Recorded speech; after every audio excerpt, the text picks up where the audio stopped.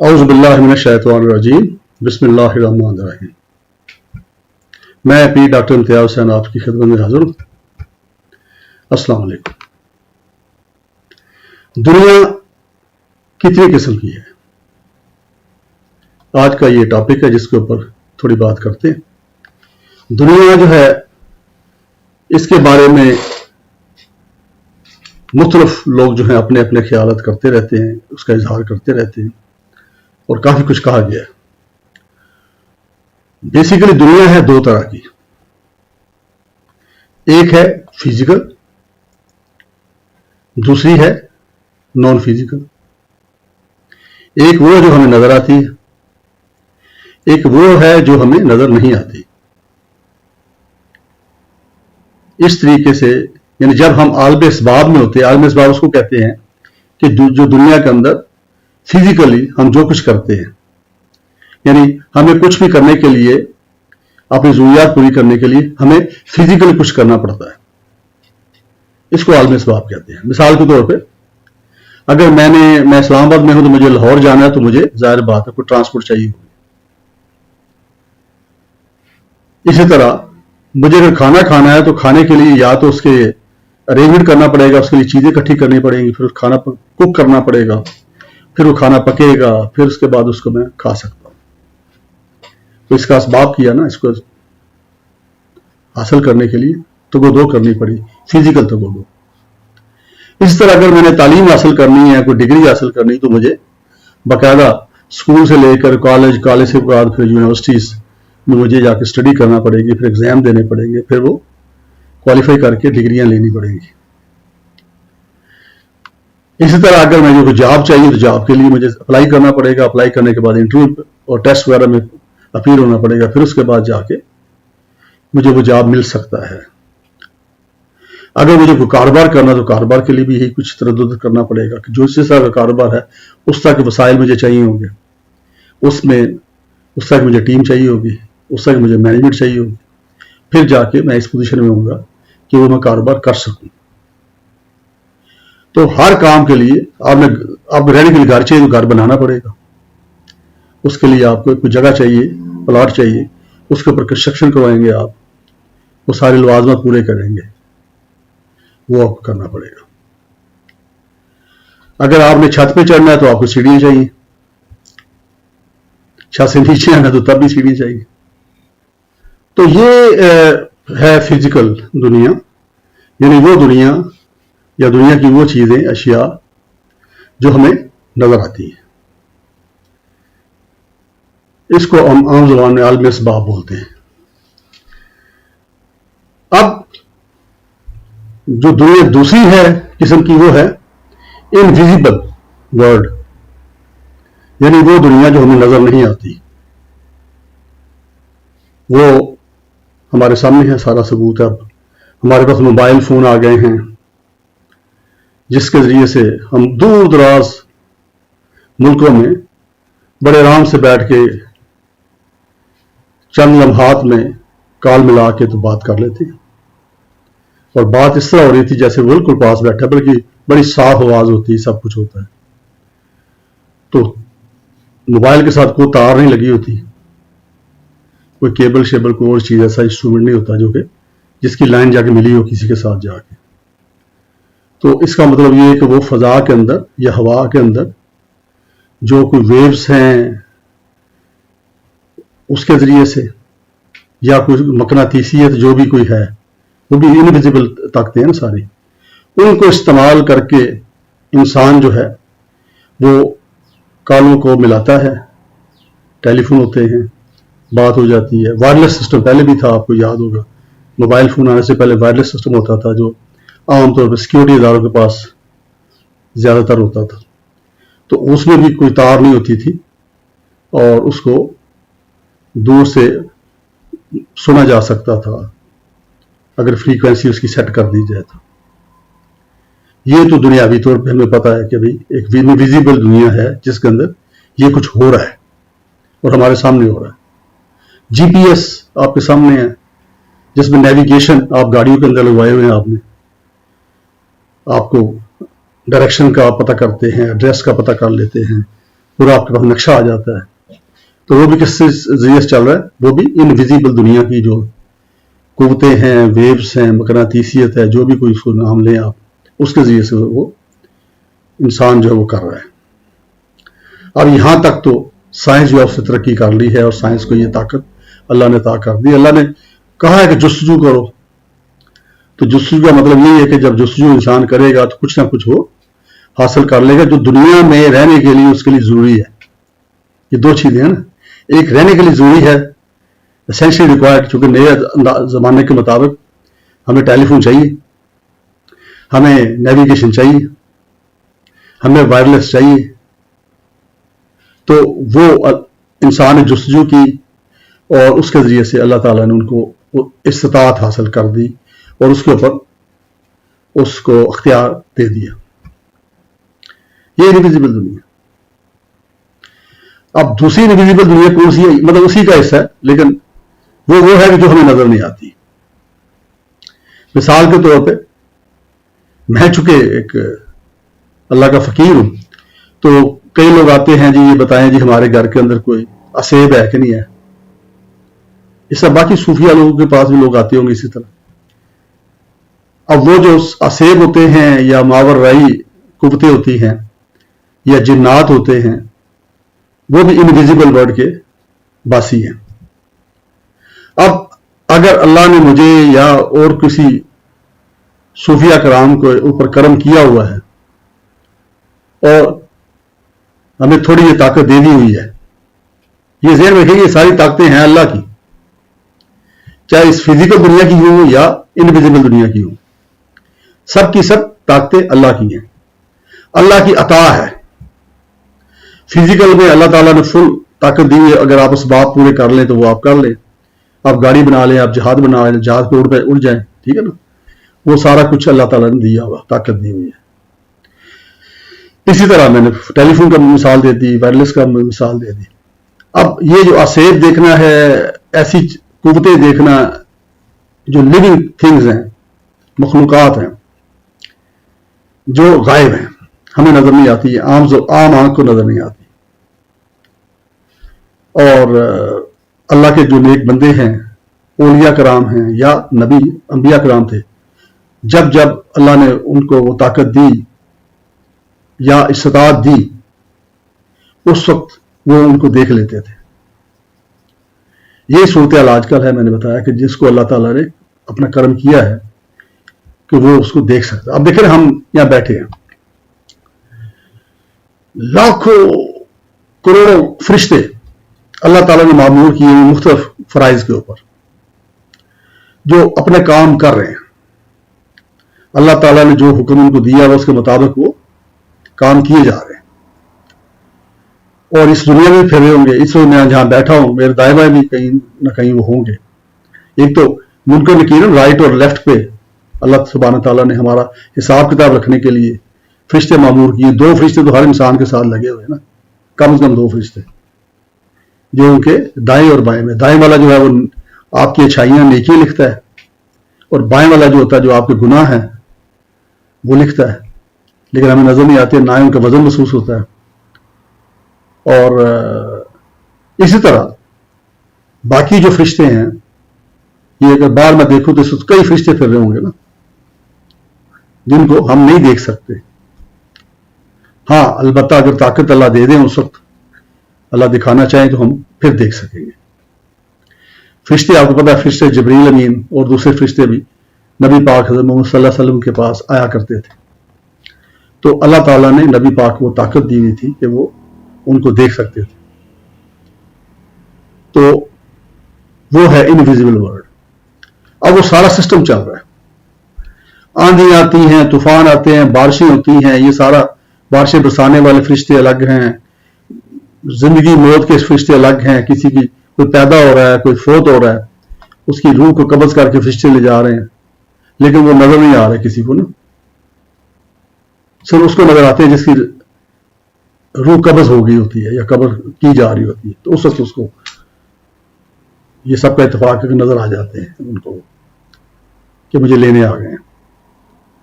تو یہ invisible world ہے. ٹھیک ہے. اب اس انویزیبل ورلڈ کے اندر ایکسیس ہر کی خواہش ہوتی ہے. ہر وہ بندہ جو کہتا ہے میں 5 نماز پڑھتا ہوں اور ساتھ کچھ نہ کچھ تسبیح پڑھتا ہوں، وہ کہتا ہے مجھے نظر نہیں آنا چاہیے اور کچھ آنا چاہیے. کئی تو گنتے ہیں نا، کئی بار ہمارے پاس کئی مریض ایسے آ جاتے ہیں، کئی فالوورز ایسے آ جاتے ہیں، کوئی دعا کروانے والے آ جاتے ہیں، وہ کہتے ہیں جی کہ میں جی بڑی عبادت کرتا ہوں یا کرتی ہوں، میں بڑے وہ صدقات دیتا ہوں اور تسبیحات کرتا ہوں، سب کچھ کرتا ہوں، تو میرے حالات ٹھیک نہیں ہو رہے، میرا پتہ نہیں کیا وجہ ہے. تو میں کہتا ہوں یہی وجہ ہے کہ آپ احسان جتا رہے ہوتے ہیں نا، کہ آپ نے بڑا کچھ کیا، بڑی 30 مار کھانی کی، اللہ پہ آپ نے بڑا احسان کر دیا. بھائی نماز پڑھنا 5 وقت وہ تو فرض ہے، ہمارا بندگی ہے نا. اس کے اوپر اگر ہم پڑھتے ہیں کوئی وظیفہ پڑھتے ہیں، کوئی چیز پڑھتے ہیں، تو وہ بھی ہم کو احسان نہیں کر رہے ہوتے، وہ ہماری بندگی ہے. ہم جتنی بندگی زیادہ کریں گے اتنا ہی اللہ سبحانہ تعالیٰ آپ پہ زیادہ خوش ہوں گے. لیکن احسان تو دنیا میں جتلانے والے کو اللہ پسند نہیں کرتے. دنیا میں جو احسان جتلانے والا ہے اس کے بارے میں کہا جاتا ہے، حدیث بھی ہیں کہ وہ جنت میں نہیں جائے گا. تو آپ اگر عبادات کرتے ہیں یا کچھ کرتے ہیں اور ساتھ جتاتے ہیں کہ یہ اللہ سے پھر بھی ہماری کو سن نہیں رہا، تو پھر یہ تو آپ نے احسان جتا رہے ہیں. اس کا مطلب کہ آپ گیو اینڈ ٹیک کر رہے ہیں اللہ سبحانہ تعالیٰ کے ساتھ. آپ اچھا میں پھر ان کو کیا کہتا ہوں، میں کہتا ہوں بے غرض ہو کے اللہ کو اپنی ترجیح بنا لو اور اس کے لیے کیے جاؤ، اس سے اللہ سبحانہ تعالیٰ کی قربت مانگو، اللہ سبحانہ تعالیٰ کی محبت مانگو، اللہ سبحانہ تعالیٰ کی عنایت مانگو، ان کی کرم نوازی مانگو، ان کی مہربانیاں مانگو، ان کا رحم مانگو. جب آپ کو اللہ کی قربت مل گئی تو پھر آپ کو اور کیا چاہیے؟ دنیا میں اگر آپ بادشاہ کے بہت قریب ہیں، بادشاہ کو بہت چاہتا ہے، ہر وقت آپ بادشاہ کے ساتھ ساتھ ہوتے ہیں اور ساری دنیا دیکھ رہی ہوتی ہے، تو پھر مزید کسی چیز کی ضرورت ہوتی ہے؟ سب جانتے ہیں کہ یہ بادشاہ کے قریب بندہ، وہ کسی کو کوئی کام کہتا ہے تو فوراً وہ کر دیتے ہیں، ان کو پتا ہے یہ بادشاہ کے ساتھ ہوتا ہے ہر وقت، اس کا بہت قریبی آدمی.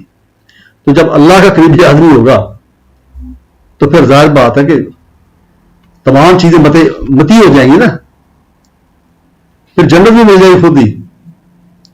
اللہ سبحانہ تعالیٰ یہ تو نہیں کریں گے نا کہ اپنے ایک پیارے بندے جس سے وہ اللہ جو ان سے محبت کرتا ہے اس کو دوزخ میں پھینک دیں گے. یہ کیسے ممکن ہے؟ اللہ تعالیٰ سے بہتر تو کوئی منصف نہیں ہے نا. تو اللہ تعالیٰ تو ویسے ہی بہانے ڈھونڈ رہے ہوتے ہیں معاف کرنے کے، عطا کرنے کے، رحم کرنے کے، کرم کرنے کے. تو وہ پھر میں ان کو یہ کہتا ہوں کہ آپ اس وجہ سے پریشان ہیں، آپ کا کام نہیں ہو رہا. کیونکہ یہ کہا جاتا ہے نا کہ جب آپ کام اللہ کے سپرد کر دیں تو پھر اللہ کے پاس ہی رہنے دیں، پھر آپ اس کی فکر چھوڑ دیں، اللہ سبحانہ تعالیٰ خود اس بات پیدا کریں گے، سب کچھ کریں گے، ہو جاتا ہے ایسا. تو وہ روحانی جو ورڈ ہے وہ اگر آپ اللہ سے محبت کرتے ہیں سچے دل سے اور عبادات بھی کرتے ہیں تو اللہ سبحانہ تعالیٰ آپ کو گائے بگائے وہ عطا کرتے رہتے. علم وہ کہتے ہیں علم غیب جی سوائے اللہ کے کسی کو نہیں ہوتا. بالکل بالکل اس پہ کوئی شک نہیں. لیکن اللہ اپنا علم جیسے میں ہاتھ لا رہا ہوں، یہ طاقت اللہ نے دی ہوئی ہے نا. اگر یہ طاقت اللہ دے سکتے ہیں تو اس سے زیادہ بھی دے سکتے ہیں نا. اللہ پہ پابندی تو نہیں ہے اللہ سبحانہ تعالیٰ کے اوپر. تو وہ علم غیبی کبھی ضرورت پڑے تو دے سکتے ہیں، مشکل طور پہ بھی دے سکتے ہیں، وقتی طور پہ بھی دے سکتے ہیں. تو میں نے جیسے ذکر کیا کہ صوفیہ کرام بندہ دیکھ کے بتا دیتے کہ اس کے اوپر جادو ہوا ہے کہ نہیں ہوا، اس پہ سحر ہے کہ نہیں ہے. ٹھیک ہے.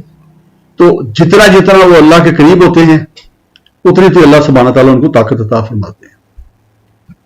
اور ایک سٹیج ایسی بھی آتی ہے کہ جب وہ کہتے ہیں یہ ہو جائے گا اللہ کے فضل و کرم سے، ساتھ یہ کہتے ہیں کیونکہ اللہ نے کرنا ہوتا ہے، اس بندے نہیں کرنا ہوتا. تو آپ کو حضرت سلیمان کا واقعہ یاد ہی جو قرآن پاک کے اندر لکھا ہوا ہے کہ وہ جو ملکہ کا تخت جو ہے وہ کہ اللہ کا بندہ ہی لایا تھا نا. جن نے تو کہا تھا، جو بہت بڑا جن تھا طاقتور، اس نے کہا تھا جی آپ کے دربار سے اٹھنے تک میں لے آؤں گا.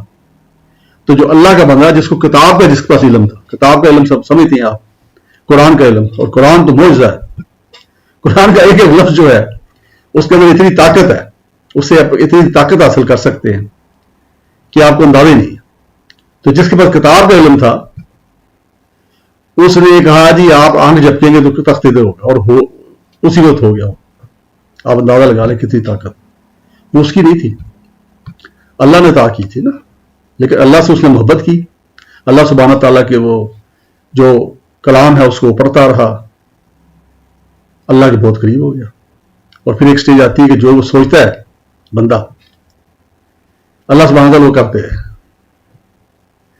بندہ آیا، اس نے کہا جی میری یہ پرابلم ہے.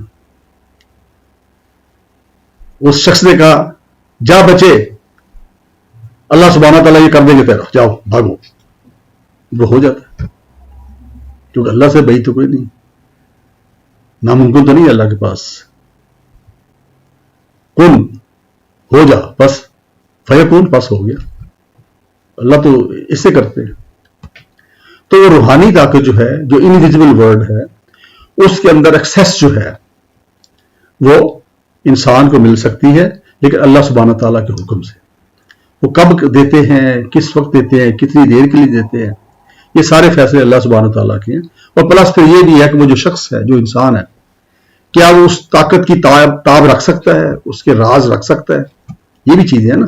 اب عام بندہ جو ہے وہ کہے گا اچھا جی یہ فرشتہ گزر گیا جی، یہ فلانا فرشتہ گزر گیا جی، تو وہ تو تماشا بن جائے گا دنیا کے اندر.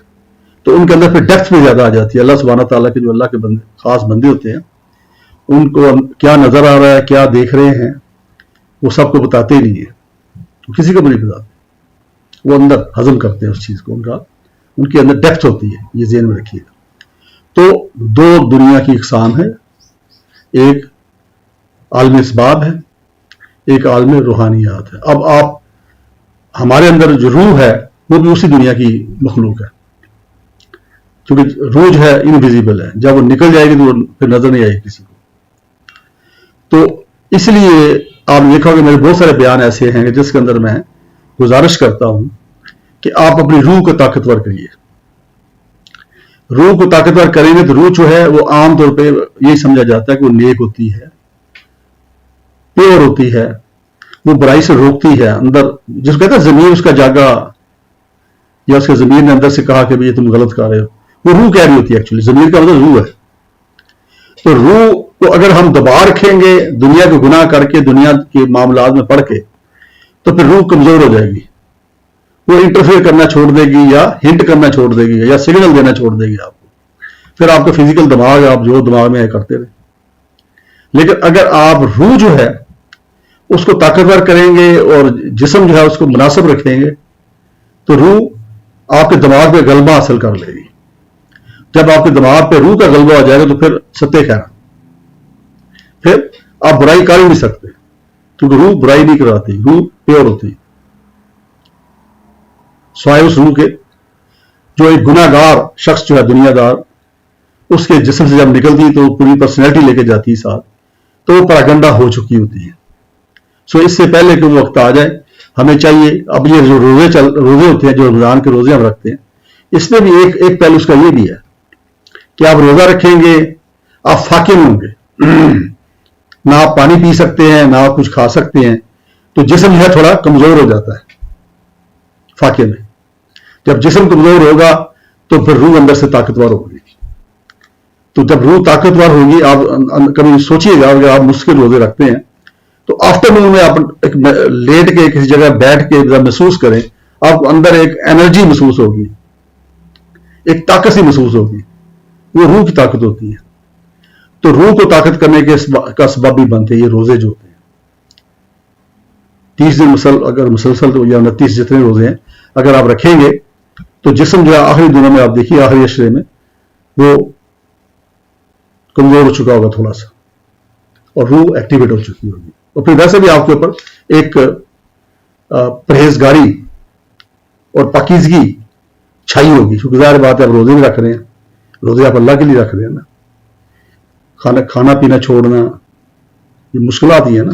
تو یہ اللہ سبحانہ تعالیٰ کے لیے، تو اللہ سبحانہ تعالیٰ بھی کرم جو کرتے ہیں نا، تو موقع آتا ہے جب ہم روزے کمپلیٹ کر لیتے ہیں، تو ایک موقع آتا ہے کہ اب ہم سدھر جائیں، اسی کو مینٹین کریں آگے. وہ پھر الگ بات ہے، بعد میں پھر دنیا داری میں پڑ جاتے ہیں.